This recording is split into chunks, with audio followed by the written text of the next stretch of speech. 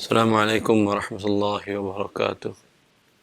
Alhamdulillah rabbil alamin wa bihi nasta'in wa nusalli wa nusallim wa nubarik ala nabiyyina Muhammadin wa alihi wa sahbihi ajma'in wa ba'du.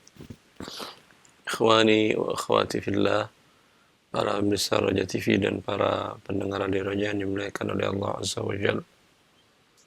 Masih melanjutkan pembahasan muamalat dari kitab Zadul Mustaqni' fi Ikhtisadul Muqni' tentang bab syirkah atau syarakah atau syarikah yang telah kita mulai pada pertemuan sebelumnya, bahwa syirkah ada dua bentuk, ada syirkah al-milik atau istihqaq, lalu kemudian syirkah uqud.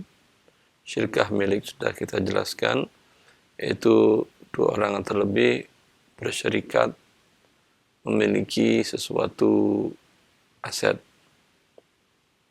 Kemudian bisa jadi bentuknya ittirari atau ikhtiari, terpaksa, seperti dalam kasus waris, atau memang mereka bersepakat untuk memiliki bersama sebuah aset, seperti antara suami istri membeli sebuah rumah dengan menyertakan uang masing-masing. Kemudian bentuk yang kedua adalah syirkah uqud, syirkah dalam akad. Dan ini yang biasa dibahas oleh para ulama dalam pembahasan bab syirkah. Dan telah kita mulai juga dengan menjelaskan definisi syirkah yang pertama, yang dinamakan dengan syirkah inan, yaitu bergabungnya dua orang atau lebih dengan hartanya dan dengan badannya, arti dengan kerja mengelola atau mengembangkan harta tersebut. Berarti ada harta yang disetorkan untuk modal dikembangkan dari masing-masing pihak yang bersyirkah, dan kemudian ada kerja atau usaha dari setiap anggota syirkah yang menyetorkan modalnya tersebut. Kemudian mu'allif melanjutkan di sini dengan perkataannya fayanfudhu. Itu hasilnya Syekh. Bismillah. Qala al-mu'allif rahimahullahu ta'ala fayanfudhu tasarrufu kulli minhuma fihima bihukmil milki fi nasibihi wa bil wakalati fi nasibi syarikihi. Dan kedua orang atau kedua pihak yang bekerja sama dan berserikat dapat melakukan pengelolaan terhadap harta keduanya bihukmil milki fi nasibihi, sesuai dengan ketetapan dari bagian nasib harta yang dimilikinya, dan dengan wakil dan yang diwakilkan dari kepemilikan dalam kerjasamanya. Maksudnya adalah A menyerahkan uang umpamanya 100 juta. Nah. Ahmad 100 juta. Kemudian B atau Badu menyerahkan uang 200 juta. Nah. Ahmad boleh mengelola 300 jutanya ini, membeli sesuatu untuk dikembangkan, untuk dijual, dan Badu pun boleh mengelola 300 juta ini untuk membeli sesuatu dan dijualkan untuk mendapatkan keuntungan, dibagi berdasarkan kesepakatan. Maka Ahmad yang punya modal 100 juta, kalau dia bertransaksi dengan nilai membeli barang 200 juta, berarti 100 juta adalah uangnya sendiri, dan 100 jutanya lagi dia sebagai wakil dari pemilik modal yang 200.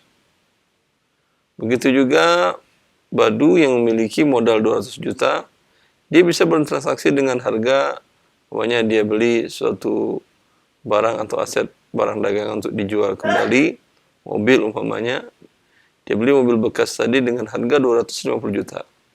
Padahal kan uang dia cuma 200 juta. Berarti yang dengan 200 jutanya dia adalah bertasarruf, berwenang dalam hartanya sendiri. Yang 50 juta adalah uang Ahmad yang disetorkannya dalam modal tadi.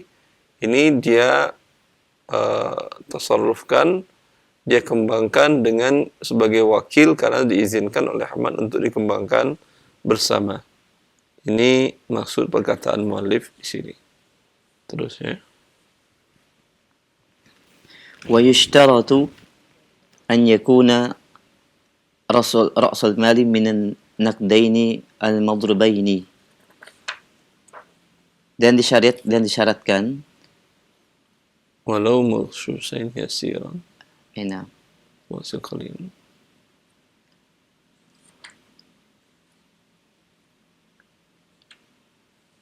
طبعا ويشترط أن يكون رأس المال من النقدين المضروبين ولو مغشوشين يسيرا. nah. Dan disyaratkan dalam kerjasama syirkah ini naqdain itu alat tukar berupa emas dan perak, sah. Ya. Nah. Al-madrubain semua maksud Yang dicetak. Nah. Sekalipun ada penipuan dalam yang sedikit. Nah. Ada penipuan yang sedikit.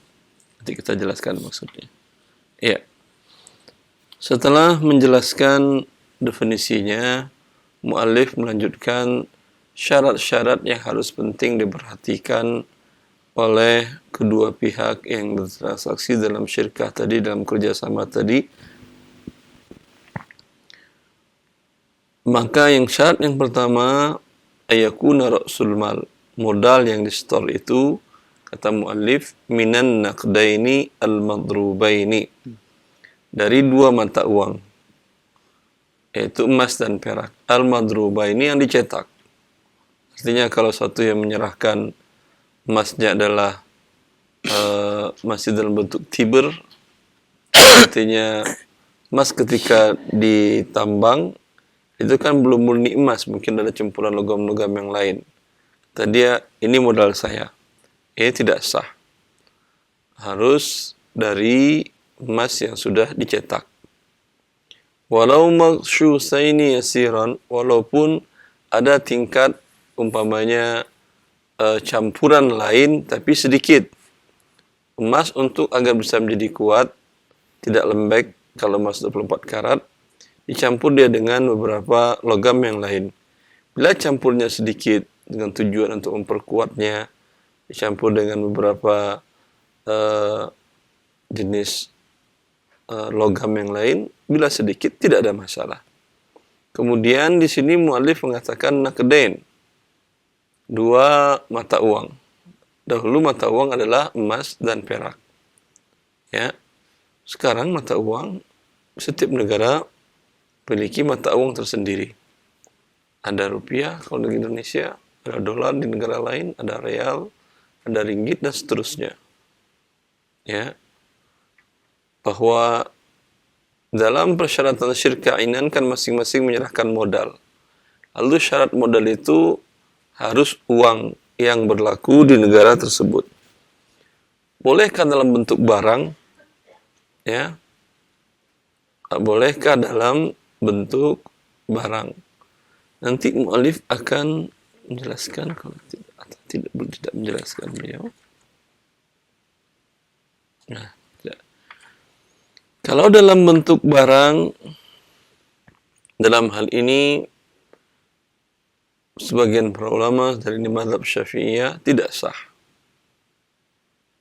Karena kalau berbentuk barang, maka tidak bisa menentukan keuntungannya. Umpamanya, Ahmad dengan Abdullah di tahun awal 70,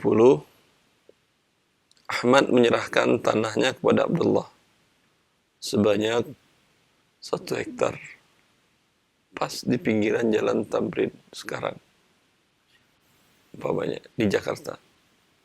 Kata Ahmad kepada Abdullah, ini putarlah modal saya. Modal kamu apa? Saya ada uang, kata dia. Saya ada uang 1 juta. Ini modal saya, tanah ini 1 hektar di pinggiran Tamrin ini. Ini modal saya, ya. Silahkan kamu mau bisnis apa? Bisnis properti, kata dia. Ya udah, kita kerjasama. Saya kalau sempat pun saya ikut, kalau enggak saya mohon maaf enggak ikut.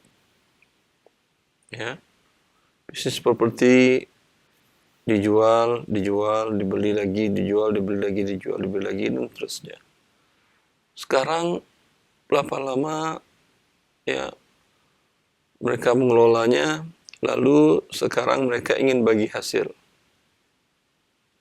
Kata Abdullah, alhamdulillah kita ada untung banyak, katanya. Dulu modal saya 1 juta, tanah kamu dulu saya jual dengan harga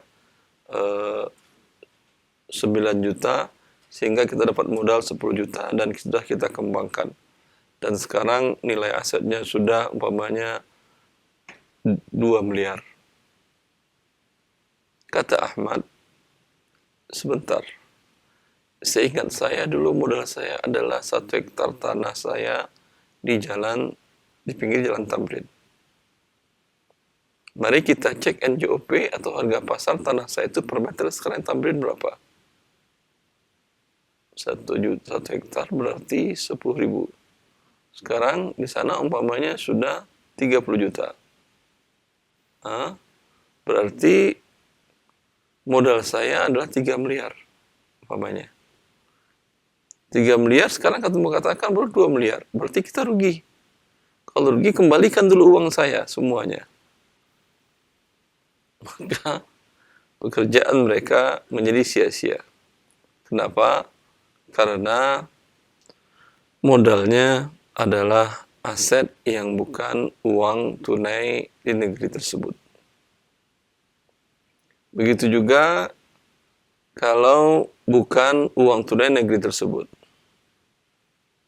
Di tahun 95, Budi menyerahkan kepada Abdullah modal sebanyak $10.000 US.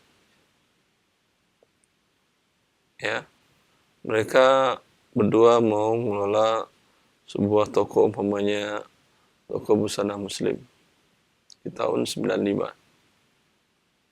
$10.000 US di tahun 95 itu cuma 25 juta. Kemudian Abdullah nyetorkan modal di waktu itu 10 juta. Berarti modal mereka semuanya 35 juta rupiah. Mereka beli barang semacam dijual. Masya Allah. Sudah berkembang sekarang menjadi 100 juta rupiah. 100 juta rupiah.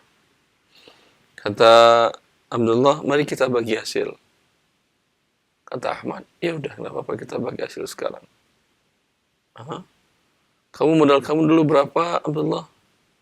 10 juta. Kata Abdullah. Ya, modal saya dulu ingat berapa? $10.000 US. $10.000 US sekarang sudah 140 juta. Kata Ahmad, berarti rugi. Saya ambil modal saya $10.000 US, saya kurang dengan porsi saya.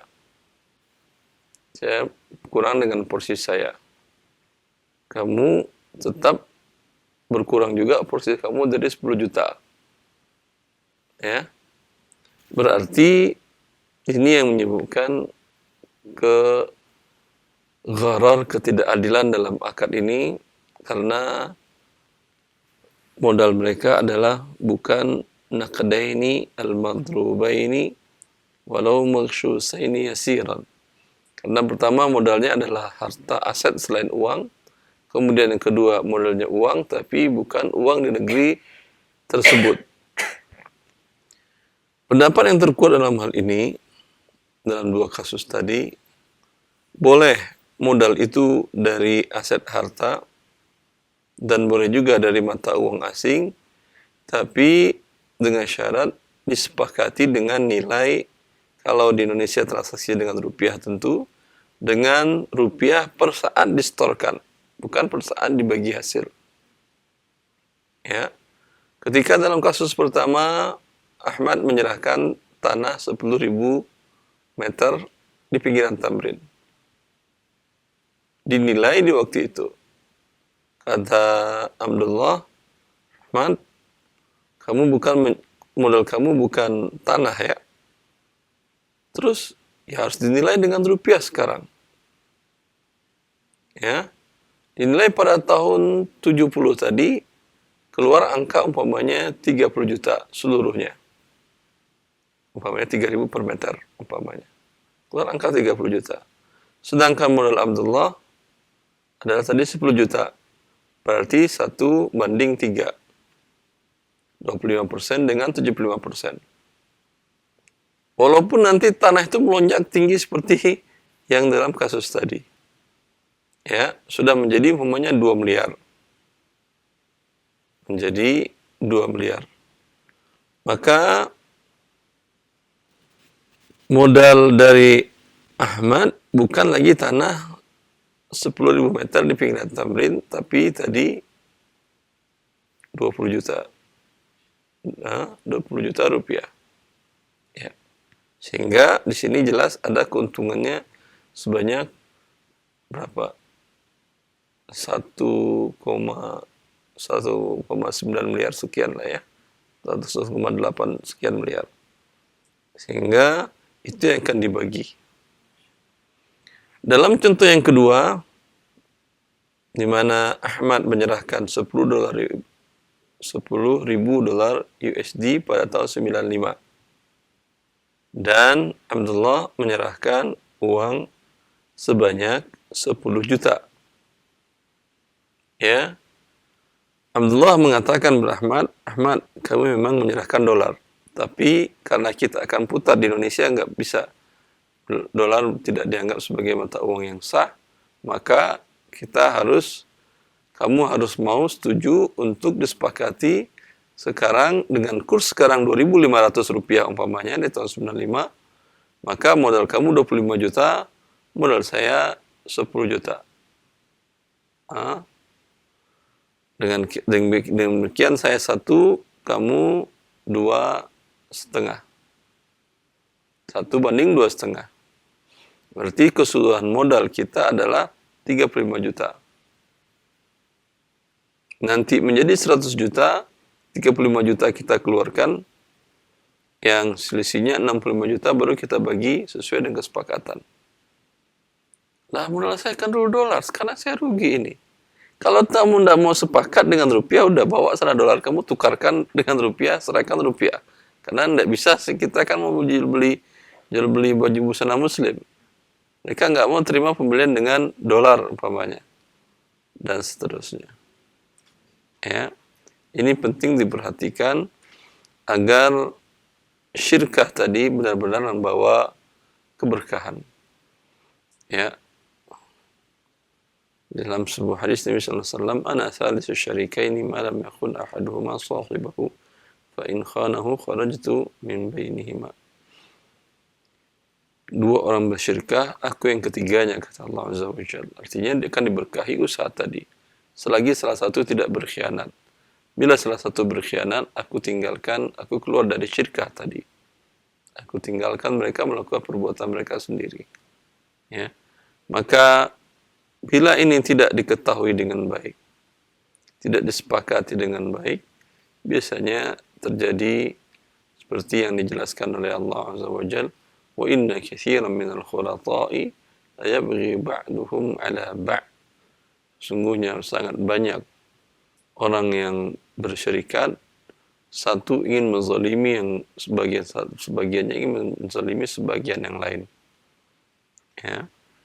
Karena itulah para ulama kita, para fuqaha kita menjelaskan rukun dan syarat ini agar syirkah tadi terjaga tetap membawa keberkahan di dunia dan di akhirat. Cukup anak kira Hasan. Baik. Jazakumullah khairan.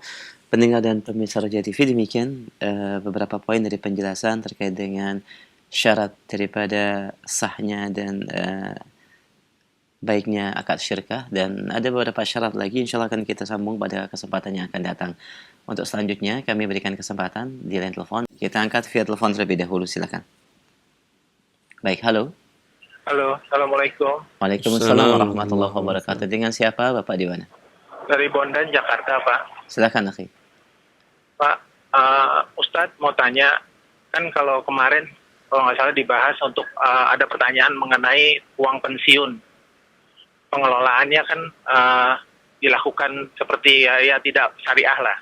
Nah, kira-kira sebetulnya dalam Islam, pengelolaan pensiun seperti apa yang cocok gitu loh, Ustadz. Jadi maksudnya saya ngumpulin uang, kemudian pada saat pensiun saya pengen nggak kerja, tapi uang itu bisa menghasilkan. Memang ada nggak konsep yang di syariah gitu loh, Ustadz? Sebentar. Kira-kira. Anda kira-kira memiliki kebijakan dalam hal ini? Enggak, misal saya sendiri pribadi misalnya Ustadz, saya Baik. ngumpulin uang, Baik. terus saya Jelas. mau nanti pensiun nggak mau kerja, tapi saya misalnya mau sholat aja gitu loh Ustadz. Baik, salat aja. Kira-kira gimana cara ininya Ustadz yang syariah gitu loh untuk mengelola pensiun saya sendiri. Baik, akhi. Itu saja Kalau pertanyaan. pensiunan sendiri, alhamdulillah, Bondan. Kalau pensiunan sendiri itu bukan pensiunan namanya. Yang dibahas itu adalah pensiunan yang menjadi aturan sebuah negara. Itu aturannya itu yang mengeluarkan undang-undang adalah DPR, di mana dana pensiunan itu harus dikelola dalam bentuk deposito tadi di lembaga keuangan konvensional, ya. Itu bagian besar dari modal dari lembaga keuangan konvensional. Di sebagian negara Islam di Timur Tengah ada salah satu lembaga pensiunan instansi pemerintahan itu dibuatkan dengan keputusan raja, dibuatkan untuk menjadi bank syariah, dan dia menjadi bank syariah terbesar dengan kapital aset di waktu itu sampai sekitar 1.000 miliar dolar lebih. Karena dana pensiunan itu tentu banyak. Ketika dia dikelola dalam bentuk didirikan menjadi bank syariah, ya, bank syariahnya menjadi besar, dan para pensiunan di instansi pemerintahan atau swasta tadi akan enak memakan uang pensiunannya karena dikembangkan dengan cara yang halal. Ya, kalau dikembangkan dengan cara yang haram, ya ini bagian dari apa yang dinamakan air susu dibalas dengan air tuba lah. Dahulu seorang aparat sipil negara menghabiskan umur sehatnya untuk negara. Ketika dia menjadi tidak berdaya dan masa tuanya diberikan pensiunan, tetapi sekian persennya adalah uang haram.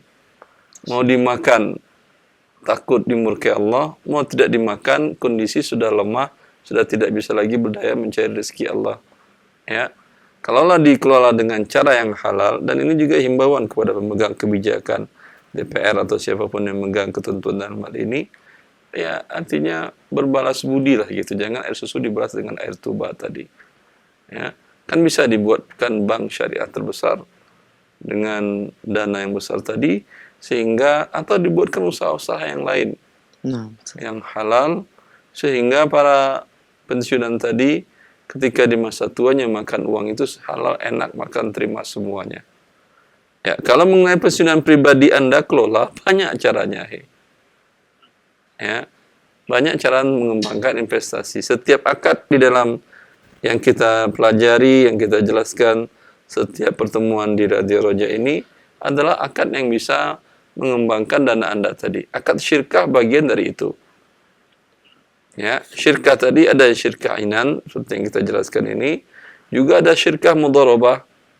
Syirkah mudharabah, Anda setorkan modal Anda ke pihak lain. Tentu karena Anda menyetorkan uang Anda, tentu Anda lihat track record dari orang ini, rekaman jejak dari orang ini dalam bidang dunia usahanya. Orangnya profesional atau tidak. Kemudian usahanya sekarang sedang bagus atau tidak. Kemudian orangnya amanah atau tidak. Orangnya profesional dalam mengelola usaha, tapi tidak amanah. Tentu Anda berarti sedekah ke dia namanya. Nanti uang Anda nggak kembali lagi. Tapi kalau dia amanah dan nggak profesional, sama aja uang Anda taruh simpan di bawah lemari Anda. Karena nggak profesional tentu akan menuai kerugian, bukan pertambahan. Maka apa yang dijelaskan oleh Allah Azza wa Jal Ya, di mana seorang wanita mengatakan kepada bapaknya, "Ya abati istajirhu fa inna khaira man istajartal qawiyul amin." Wahai bapakku, angkat dia menjadi orang upahan kita. Sungguhnya orang upahan yang terbaik adalah al-qawiyul amin, kuat dan amanah. Para ulama menjelaskan kuat di sini profesional di bidangnya. Kalau di bidang dagang, dia sangat mengerti di dagang ini. Dan profesional lah. Ya, sehingga orang-orang yang menyetorkan dananya untuk pensiunan hari tuanya tadi senang dan per tiap tahunnya mendapatkan dividen yang halal. Wallah ta'ala alam. Baik, Ustaz, Masya Allah, jazakumullah khairah. Demikian dan untuk pengelolaan pensiun pribadi secara khusus. Iya, Ustaz, ya. secara khusus tadi. Dia banyak hal dan banyak cara yang bisa dilakukan. Barakallah fiik. Kita berikan kesempatan yang berikutnya di line telepon 021. Kemudian satu lagi kalau Allah, masalah Ustaz. Ya, beliau menganggap kalau sudah tua inginnya sholat-sholat aja. Nah, fokus ibadah maksudnya mungkin, Ustaz. Ya, ya akhi. Abu Bakar ketika Rasulullah wafat, dia kan lebih tua dari Rasulullah 2 tahun. Rasulullah wafat umur 63, beliau berarti umur 65. Masa. Beliau diangkat menjadi khalifah. Ya. Masya Allah. Besok setelah beliau diangkat, beliau memanggul kain dagangan bawa ke pasar. Berapa umurnya? 65. 65 berarti ke Indonesia ada pensiun kan? Nah. Pensiun kan umur berapa? 55, 50. Umur 55 umpamanya. 10 tahun berarti udah pensiun dia, tapi masih ngangkat kain ke pasar dan khalifah itu. Masya Allah. Dan presiden, nggak malu dia buat jualan ke pasar. Dan bertemu dengan Umar, dia sedang mengangkat kain di pundaknya. Umar mengatakan, "Ila aina ya khalifata Rasulullah?" Wahai pengganti Rasulullah, mau kemana? Kata dia, dagang pasar. Katanya. Lalu Umar mengatakan, kemarin kan engkau sudah diangkat menjadi khalifah, menjadi presiden mengurus umat Islam. Kalau engkau berdagang ke pasar, siapa yang mengurus umat Muhammad sallallahu alaihi wasallam? Abu Bakar membalas menimpali dengan ucapannya, kalau saya tidak dagang ke pasar, siapa yang mengurus perut anak istriku? Maka kemudian Umar mengambil kebijakan bahwa diberikan, udah, wahai khalifah Rasulullah, engkau tidak boleh dagang lagi ke pasar, tapi biaya hidupmu, istrimu, dirimu dan anakmu setiap hari diambilkan dari Baitul Mal setengah ekor kambing. Berarti seekor kambing untuk 2 hari. Berarti gajinya 15 ekor kambing sebulan. Seperti itu gaji khalifah. Ya. Nggak ada yang, jangan, umur pensiun adalah umur yang paling bagus untuk Anda mengembangkan usaha. Karena Anda sudah mengalami, mengecam manis dan pahitnya, getirnya kehidupan, sehingga Anda lebih mengerti cara mengembangkan harta tadi. Tapi kalau mau enak-enak, mau sholat-sholat saja, ya, ini bukan akhlak seorang muslim. Rasulullah Abu Bakar tadi bisa kita lihat di umur segitu masih berdagang. Nah, dan menjadi sebuah ibadah khusus saja. Ya, tentu. Insyaallah. Allah berkati. Barakallahu fiik. Demikian satu faedah tambahan dari Ustadz untuk antum dan juga secara umum bagi kita semua pendengar dan pemirsa Roja TV. Semoga menjadi manfaat bagi kita semua. Barakallahu fiik. Kami berikan kesempatan yang berikutnya. Kita angkat kembali. Halo. Silakan, sudah masuk. Iya, silahkan. Assalamualaikum. Waalaikumsalam. Ahlan akhi, dengan siapa di mana? Dengan Abdullah di Semarang. Pak Abdullah, taib di Semarang. Tafadhol, silahkan.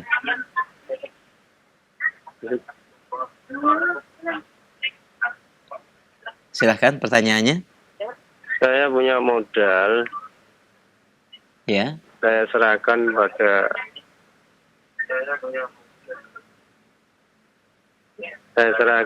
kepada sahabat saya. Ya. Dikelola. Kemudian Pak, pertanyaannya? Pertanyaannya, semula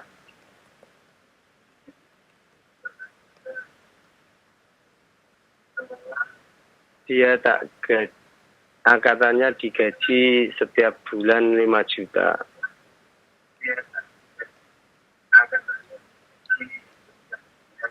Kemudian? setelah beberapa tahun, mulanya modalnya 1 miliar. Hmm.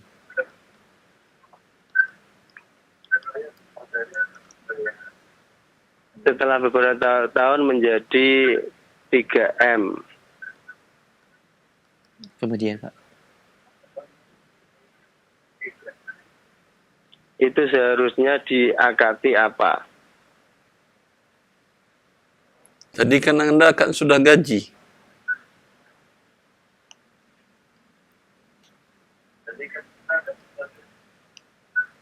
Iya. Ya berarti gaji akadnya.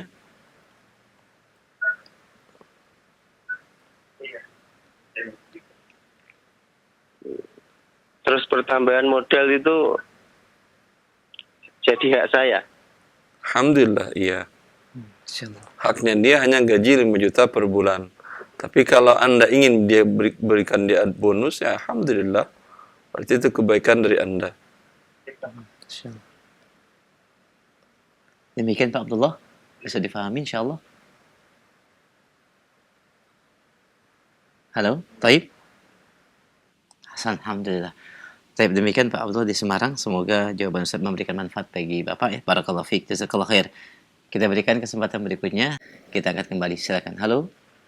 Assalamualaikum Ustaz. Waalaikumsalam Assalamualaikum. warahmatullahi. Dengan siapa, di mana? Saya Abu Zahra di Malaysia. Abu Zahra di Malaysia, silakan. Ya.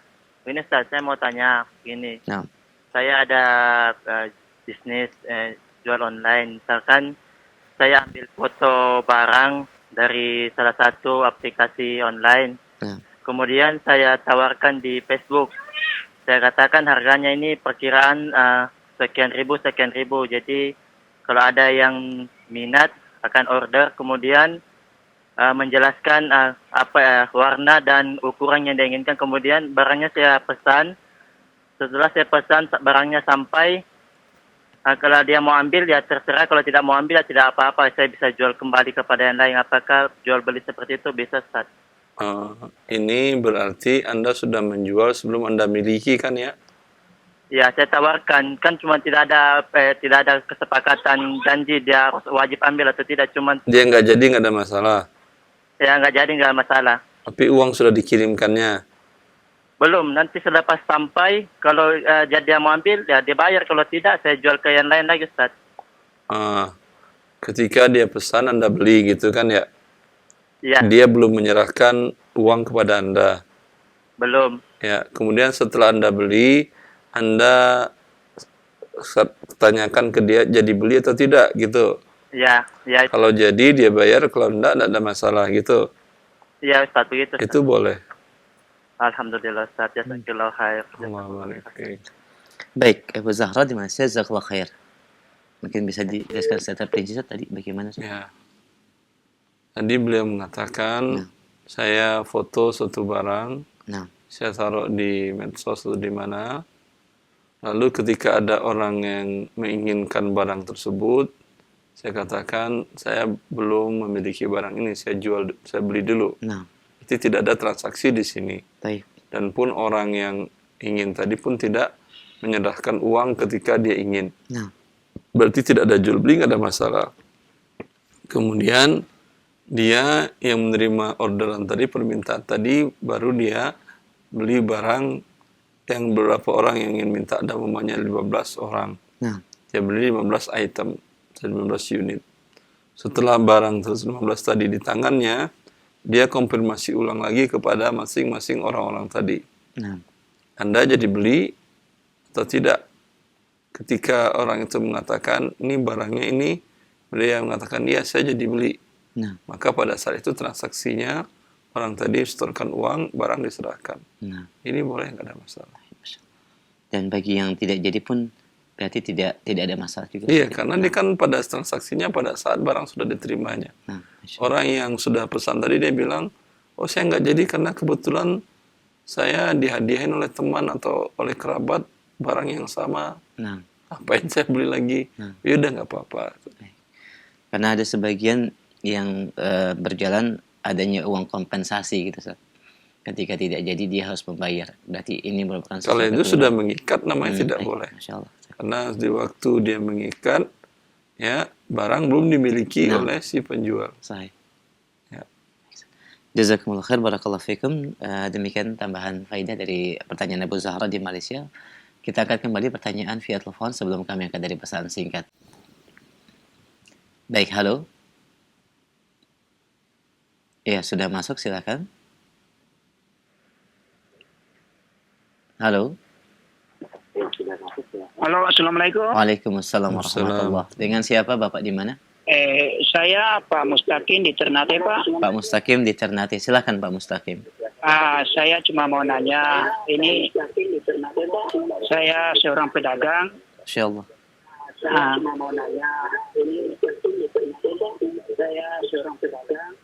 Tapi saya juga pernah melakukan itu namanya koperasi lah. Namanya koperasi simpan pinjam, orang bilang begitu. Nah, Bapak Apakah sebagai apa di koperasi simpan pinjam, Bapak? mohon penjelasannya Pak Ustaz? Bapak sebagai apa waktu itu di koperasi sebagai Anggota Anggota. atau pengurus? pengurus?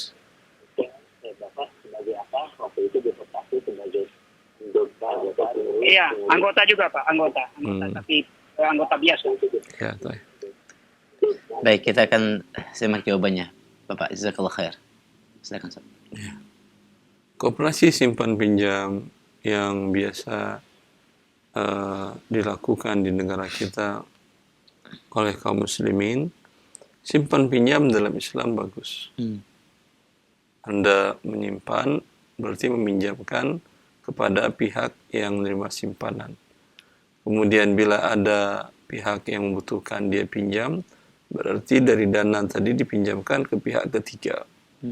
Ini suatu hal tolong-menolong dan bagus. Dengan syarat tidak ada riba dalam hal ini. Ya.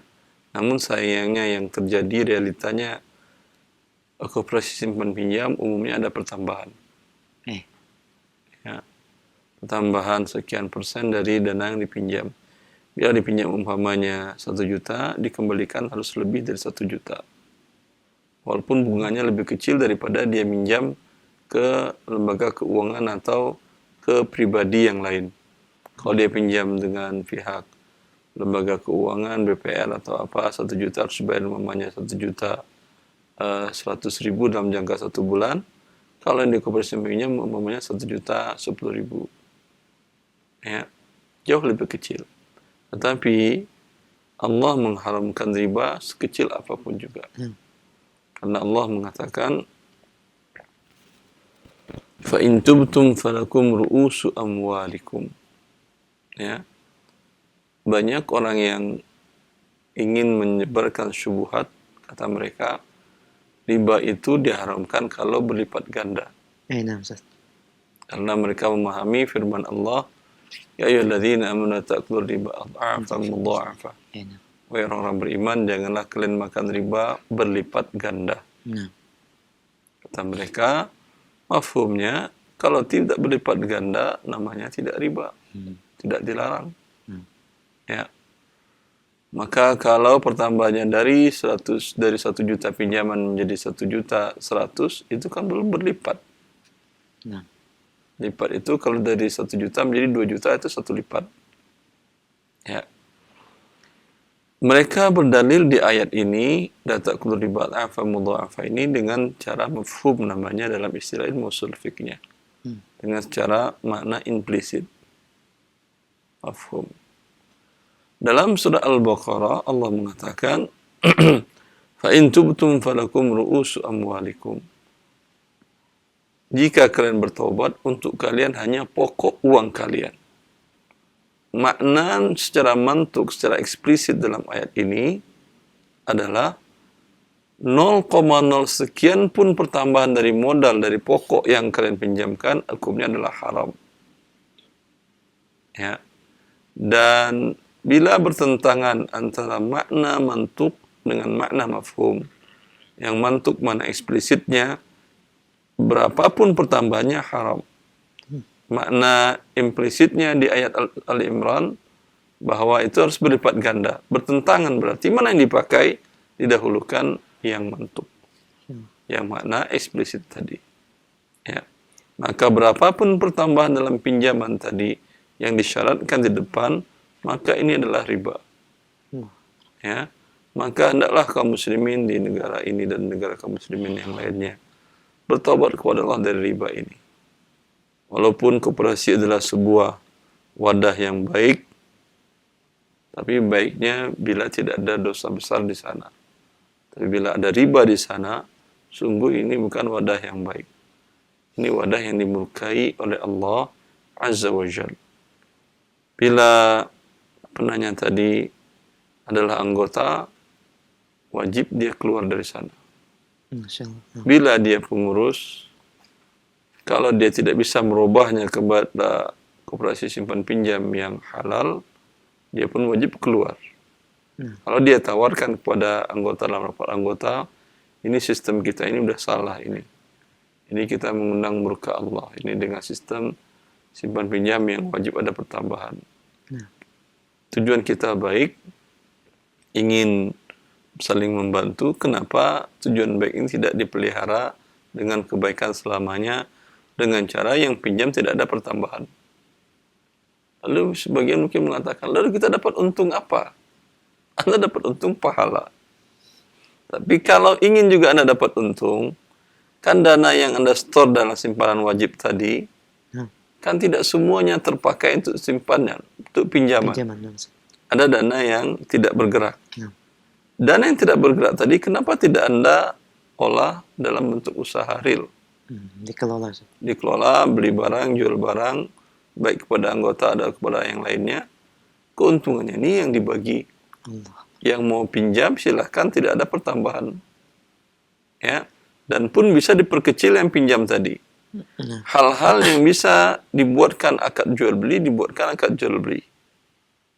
Umpamanya kebutuhannya adalah dia ingin renovasi rumah. Ya, Anda katakan koperasi kita menjual material-material tadi juga. Kamu pesannya materialnya apa, kita belikan, ya. Kamu bayar dengan mencicil dan harga lebih mahal. Dibuat akadnya setelah barang Anda terima.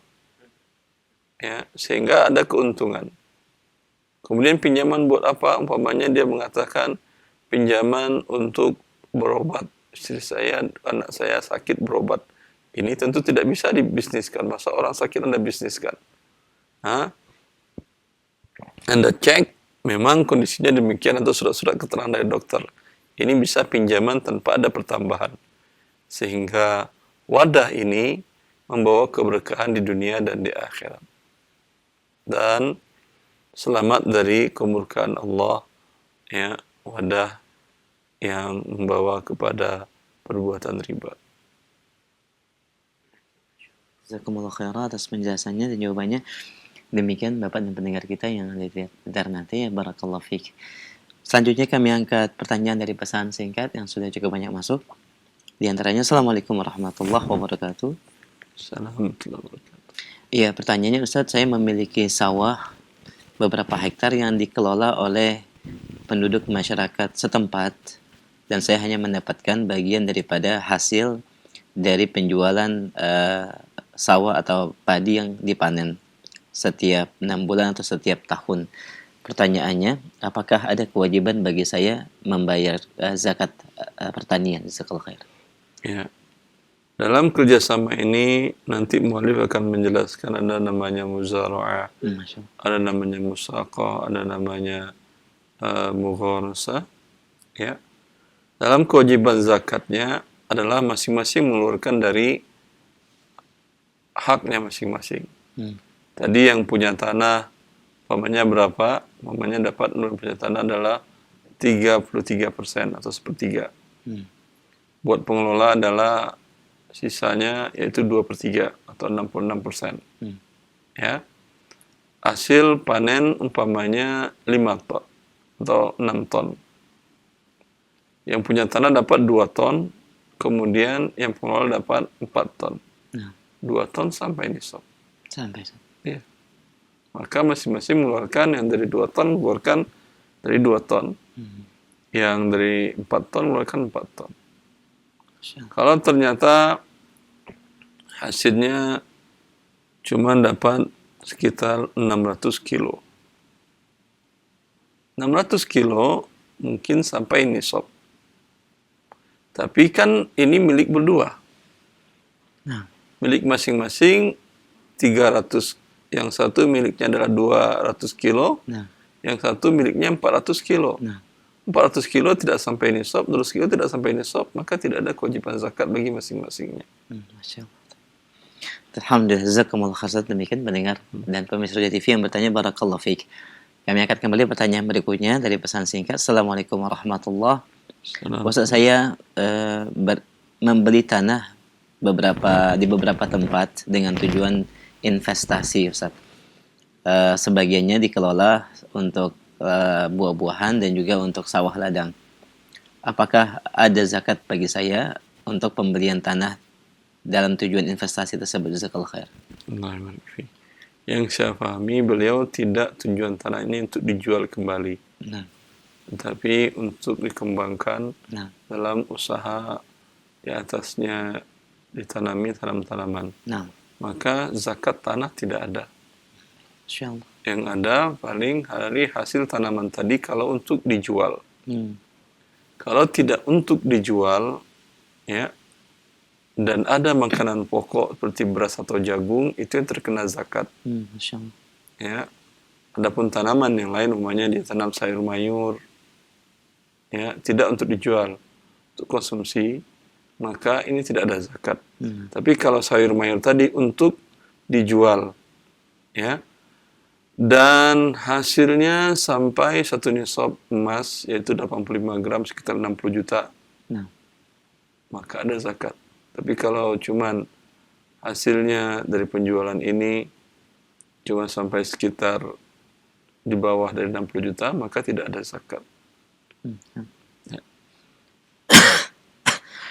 jazakumullah khair atas jawabannya, Ustaz. Dan demikian pendengar dan pemirsa Roja TV yang bertanya, barakallahu fiik. Kami angkat kembali pertanyaan dari Cirebon, Abu Hafiz. Yayasan kami, Assalamualaikum warahmatullahi wabarakatuh. Yayasan kami sedang membangun masjid, Ustaz.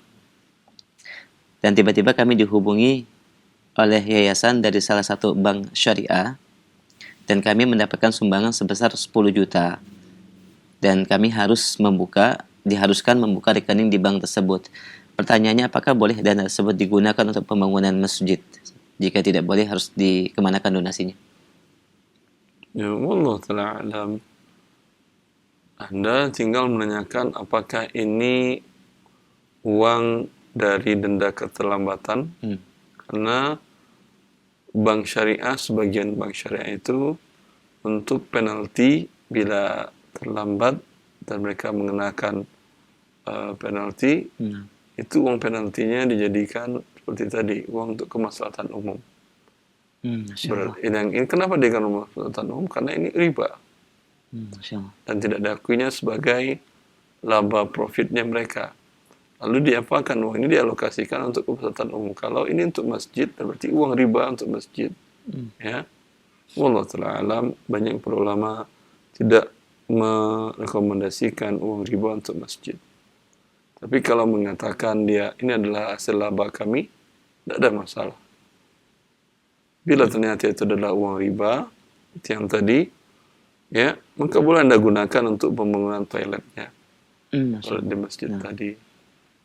Wallah ta'ala. Baik, alhamdulillah. Demikian Abu Hafiz di Cirebon. Jazakumullah khairah. Mudah-mudahan menjadi manfaat. Dan semoga Allah mudahkan pembangunan masjidnya. Kami akan kembali pertanyaan berikut dari pesan singkat. Assalamualaikum warahmatullahi wabarakatuh. Salam. Ya, terkait dengan pinjaman ke bank konvensional, Ustaz, atau bank syariah, apakah diperbolehkan jika dalam kondisi yang terjepit, Ustaz, di mana ada kebutuhan yang mendesak?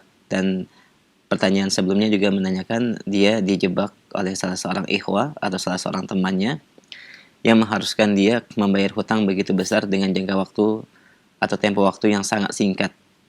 Dia sudah berusaha untuk mencari bantuan dan pinjaman, namun belum ada jawaban dan solusi kecuali dengan meminjam kepada bank konvensional. Apakah dalam kondisi seperti ini masuk ke dalam kaidah darurat? Jazakallahu khair. Wallahu ta'ala alam. Kaidah darurat tidak bisa ditanyakan pakai tulisan. Karena harus Anda jawab pertanyaan-pertanyaan dari saya. Umpamanya, karena keadaan darurat itu sangat-sangat spesifik sekali. Nah. Mungkin bagi A darurat, bagi B tidak. Bagi C mungkin sangat darurat sekali, bagi D adalah sama sekali tidak ada darurat. Ya. Kalau umpamanya yang darurat itu adalah hilang salah satu daruriyatul khams, hilang nyawa, hilang din, hilang nyawa, hilang harta, hilang akal, hilang kehormatan. Dan itu betul-betul di depan mata. Artinya, kalau Anda menyerahkan umpamanya sertifikat rumah Anda dengan harga umpamanya 100 juta rupiah. Nah. Lalu Anda dijebaknya dengan hutang 10 juta, kalau tidak, itu rumah Anda disita dia dengan cara kekerasan atau cara semuanya dia. Nah. Ini kan hilang harta Anda 90 juta, hilang Anda nggak punya rumah lagi. Nah. Tapi lihat sejauh mana dia bisa melakukan. Ya, kalau cuma sekedar gertak, ya, kalau cuma dia mempergunakan beberapa oknum keamanan dan segala macam, ya, Anda yakin bahwa Anda akan menang kalau dibawa ke pengadilan atau Anda laporkan dia kepada pihak berwenang, Anda yang menang, ini bukan darurat namanya. Masya Allah. Maka pernyataan darurat itu tidak bisa dijawab secara umum, harus didiskusikan langsung, ditanyakan langsung secara individu, secara pribadi. Bertemu muka, Ustaz, ya? Ya. Biar lebih terperinci. Ya, dia mengatakan, saya sakit, tidak ada dapat, saya mau jual rumah, belum laku. Ya, ini darurat, saya pinjam ke uang riba. Nah. Ya, sakit itu bermanfaat, ya, akhi. Menghapuskan dosa-dosa Anda. Tidak dia mau mati, saya Ustaz. Siapa yang bilang kamu mati? Hasil lab kemarin, semua dokter spesialis sudah menyatakan begini-begini, dalam waktu 2 ke 24 jam tidak ada treatment atau apa namanya, pelayanan kesehatan dari rumah sakit tadi, saya diperkirakan akan mati. Berapa angka persentase perkiraan matinya? 99%. Ayo udah, silakan Anda pinjam riba. Ya, tapi kondisi begini kapan adanya? Nah. Ya, itu mau mati kan menurut Anda saja yang mau mati. Tidak menurut hasil laporan medis. Ya. Maka tidak bisa dijawab secara umum. Karena kalau dikatakan semua darurat, orang menganggap darurat sakit sekali ini saya. Sakit tangannya hanya luka saja atau putus satu. Tidak darurat namanya itu. Nah, Ustaz. Bisa Anda jahit ke dokter biasa. Tidak harus spesialis dengan angka besar, harus pinjam dengan riba. Sahih. Ya. Memang... Dan pun masih banyak solusi yang lain. Benar. Kalau dalam kasus tadi dia ada jebak ikhwan, tinggal Anda adukan ikhwan tadi ke polisi. Mana yang darurat harus pinjam ke bank? Sah. Ya. Kemudian andai kondisinya memang tidak bisa lagi, Anda silahkanlah datang ke lembaga zakat. Kan banyak lembaga zakat di negara kita yang dananya triliunan. Nah. Ada hak Anda di sana. Paksa mereka bawa data-data yang lengkap agar mereka memberikan hak Anda di sana sebagai orang terhutang atau yang terhutang. Gharimin kan ada haknya dalam harta zakat tadi. Ngapain Anda ke bank riba? Nah, ya. Bank riba jelas itu bukan solusi. Itu adalah kehancuran dunia akhirat bagi Anda. Tapi kalau ke lembaga zakat tadi, itu betul solusi. Orang dalam kondisi tidak normal, dia akan anggap sesuatu yang bukan solusi adalah solusi. Waham. Sama seperti orang hanyut. Nah. Ya, orang hanyut semua dipegang. Rumput kecil pun dipegang. Ya. Bobot dia di atas 80 kilo, tapi rumput cuma kecil dipegangnya juga. Berharap dia ini menjadi tahan. Penyelamat. Iya, penyelamatnya. Hilang akal sehatnya. Ya, rumput masih mending. Tapi kalau riba, bukan solusi. Tapi malah menghancurkan dunia dan akhirat Anda. Bencana, Ustaz. Ah. Masya Allah. Baik. Jazakumullah khair, barakallah fiik. Demikian jawaban dari Ustadz dan nasihat yang sangat bermanfaat bagi antum dan juga bagi kita semua untuk berhati-hati terkait dengan muamalah ribawiyah ini ya. Kita berikan kesempatan berikutnya via telepon kembali. Bagi Anda yang memiliki pertanyaan terkait dengan bab yang kita bahas, syirkah atau yang lainnya, silakan kita angkat kembali. Halo, silakan sudah masuk. Assalamualaikum. Waalaikumsalam warahmatullahi wabarakatuh. Dengan siapa Ummu di mana? Saya Novi di Jakarta. Silahkan Ibu Novi. Dan dikeraskan suaranya. Saya seorang marketer, Ustaz. Ya. Seorang Marketer. Ya, marketer. Kemudian, Ya. Dan dalam waktu dekat, owner tersebut mau mengganti sistem. Katanya marketer juga. Kami tetap jadi wakil mereka, tapi kami boleh langsung mendapatkan fee kami. Jadi transfer nggak langsung ke pusat, tapi melalui kami dulu. Setelah kami selesai transaksi dengan pembeli, baru kami transaksi dengan produsen gitu. Jadi, produsen. ya, dengan owner tersebut gitu. Jadi harga jualnya tetap ditentukan oleh produsennya. Gitu. Jadi apa seperti itu boleh, Ustaz? Barangnya butuh diproduksi dulu atau barangnya di stok? Barangnya udah di stok. Mereka produksi gitu kan, lalu di stok gitu, dan kami yang menjualkan. Gitu. Anda jualkan bisa dibawa barangnya dulu atau harus bayar dulu? Enggak, jadi pengiriman dari mereka. Pengiriman betul dari mereka, tapi ketika sebelum mereka ngirim, Anda harus bayar dulu atau nanti-nanti bisa? Bagaimana, Ustaz? Anda harus bayar dulu ke pihak pemilik barang ketika sebelum pemilik barang mengirimkan kepada konsumen Anda. Iya, benar kayak gitu. Berarti Anda, transfer dulu. kalau Anda harus transfer dulu, berarti Anda dengan mereka adalah akadnya jual beli. Jadi bukan mitra ya, Ustaz? Katanya itu mitra. Iya mitra, tapi mitra jual beli. Iya. Mitra itu kan kata-kata yang nggak ada definisinya. Tapi itu kalau dalam pandangan syar'i itu namanya jual beli Anda. Kalau Anda dengan dia jual beli, berarti ini belum boleh Anda jualkan sebelum Anda beli dan Anda terima barangnya. Bila Anda jualkan dan sebelum Anda terima barangnya dan Anda beli, maka Anda menjual barang yang belum Anda miliki. Rasulullah mengharamkan ini. Gitu, Ustaz. Jadi itu bukan marketer lagi ya, Ustaz ya? Itu bukan marketer, Anda beli putus ke dia namanya, Ibu. Anda dibodoh-bodohi dengan istilah. Oh iya, Ustaz. bisa difahami Ummu? Iya. Ibu Nafi, baik. Alhamdulillah, baik. Waalaikumsalam warahmatullahi wabarakatuh. Jazakallah khair pada Ibu Nafi. Dan marketer jadi bukan wakil dari produsen, wakil saja yang dipahami itu. Kalau marketer secara umum, Nah, ya bisa jadi karyawan. Ini dia angkat marketingnya di perusahaannya dia. Jualkan barang, gaji kalian sekian. Ya, kalau penjualan di atas target, kalian dapat bonus lagi selain gaji. nah, Ini nggak ada masalah, ini karyawan namanya. sah. Ya, atau ada juga yang bentuknya bawa barang jualkan. Berapa yang laku, berikan kepada saya sekian, terserah sisanya untuk kalian. Itu gaji kalian. Ini juga boleh. Ini namanya akadnya wakalah. Baik, baik. Seperti yang dikatakan oleh Ibnu Abbas dan Bukhari, bi hadza thawba bi kadza fama fawqahu fahuwa laka. Jual kain ini dari saya harga sekian. Selisihnya buat kalian. Nah, Dan tidak harus bayar dahulu. sah. Karena dia wakil. Wakil itu fungsinya sama dengan pemilik barang. Kalau rusak, keluar dia dari toko, ditabrak dan barangnya diambil dari gudang, barangnya pun dirampok, dia tidak wajib mengganti. Baik. Wakil. Karena dia wakil, fungsinya sama dengan pemilik barang. Tapi kalau si pemilik barang mengatakan, kamu jualkanlah. Tapi kamu tidak akan terima barangnya dan tidak akan saya serahkan barangnya ke konsumen kamu sebelum kamu bayar ke saya.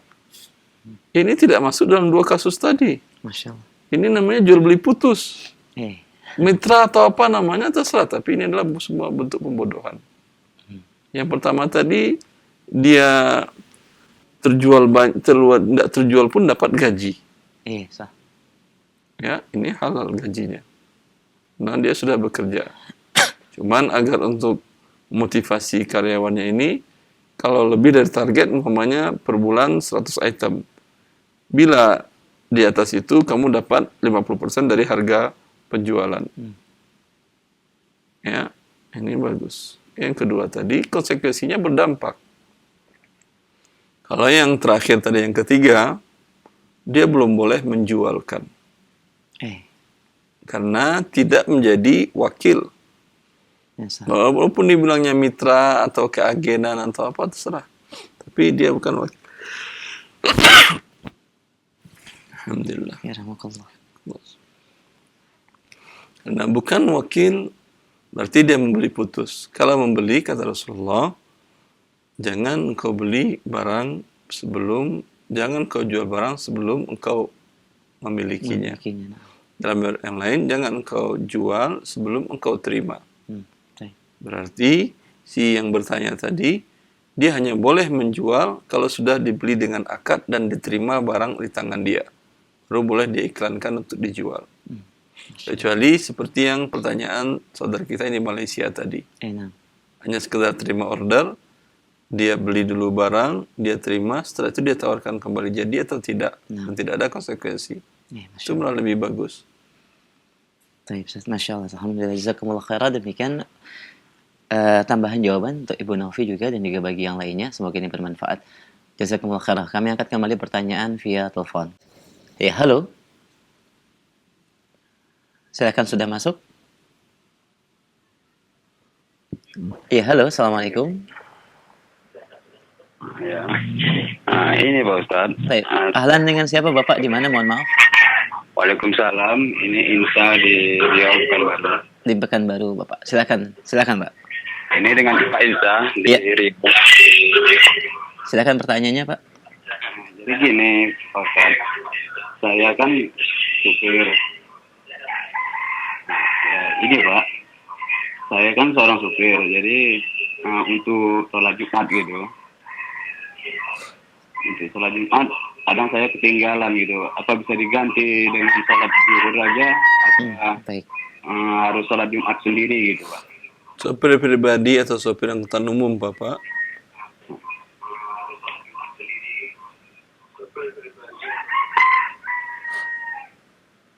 Ya. Sopir pribadi atau angkutan umum, Bapak? Ya, saya termasuk ngangkat sawit gitu, Pak. Perkebunan ya? Perkebunan. Nggak bisa minta izin di sholat Jumat 2 jam sebelumnya istirahat? Ya. Karena waktunya pas Jumat itu saya mesti di lapangan gitu. Libur, minta libur Jumat, nggak bisa?